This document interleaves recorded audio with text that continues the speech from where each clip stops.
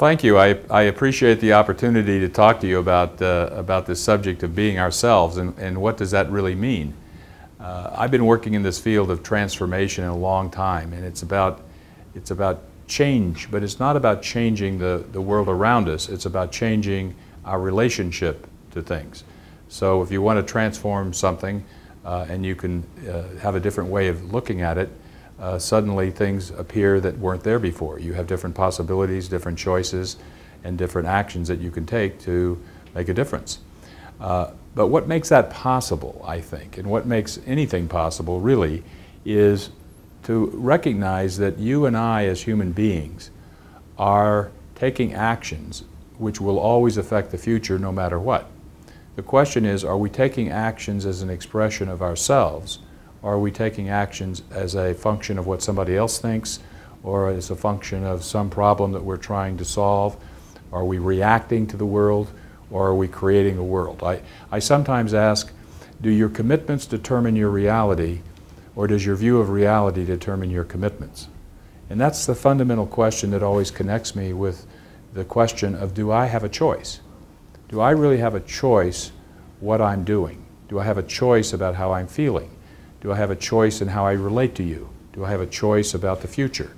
All of those questions begin to orient me around this very deep question, which I believe is maybe one of the older questions in mankind, which is, who are we?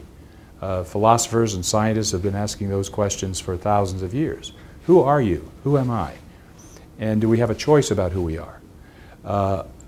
My background is philosophy. My background is management. My background is working with people and developing leaders. But what is at the heart of all of that work is really this question of, who am I? And what would I be committed to if I weren't limited by what I think limits me? Now, being yourself is not so complicated, because at the end of the day, we are always who we are. The only question is, are we aware of it, and are we responsible for who we are, and are we responsible for our own experience? If we are ourselves all the time, and the only problem is when we forget that, or when that gets covered over, or when we lose connection with ourselves, then that's a problem, because it results in our going through the motions of life, going through the motions of work, without actually connection that we have choices at every single moment. So when I ask myself the question, who am I? I fundamentally begin to realize that I am either the person that has the choice or not. And if I'm reacting to something, I'm not choosing it. So if I believe that who I am is the ability to choose, if who I am is the actor, if who I am is the person who's expressing himself in life, then I have to begin to realize that there's a distinction between myself and my thinking, that little voice in my head. Because my thinking is not me. My thinking is all over the place in terms of what I think is happening. But because I can distinguish that my thinking and my feelings are an aspect of myself, they're something that are part of me in the sense that my body is part of me.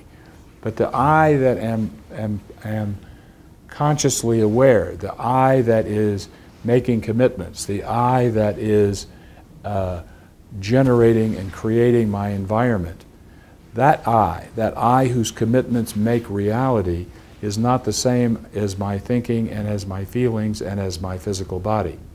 So at the end of the day, who I am is a relationship.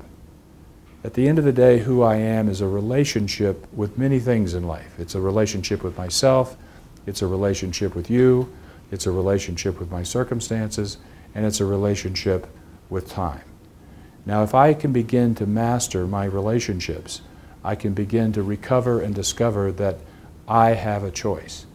And the more I exercise my choices, the more I'm responsible for my choices, then the more freedom I have, the more openness I have, the more confidence I have, the more power I have, and I find that most of the things that are not okay with me, the things that don't work in my life, the problems that are around me, those all become resources. They all become things I can work on. I'm no longer being forced into this small box of my reality. I'm no longer being trapped in my own mind. I'm no longer having to put myself into a small box and then hope that I can maneuver in a way that allows me to get what I want. I actually can begin to take that box off and open myself up and be vulnerable and be committed and express myself fully. And when I can do that, that's what I mean when I say being myself.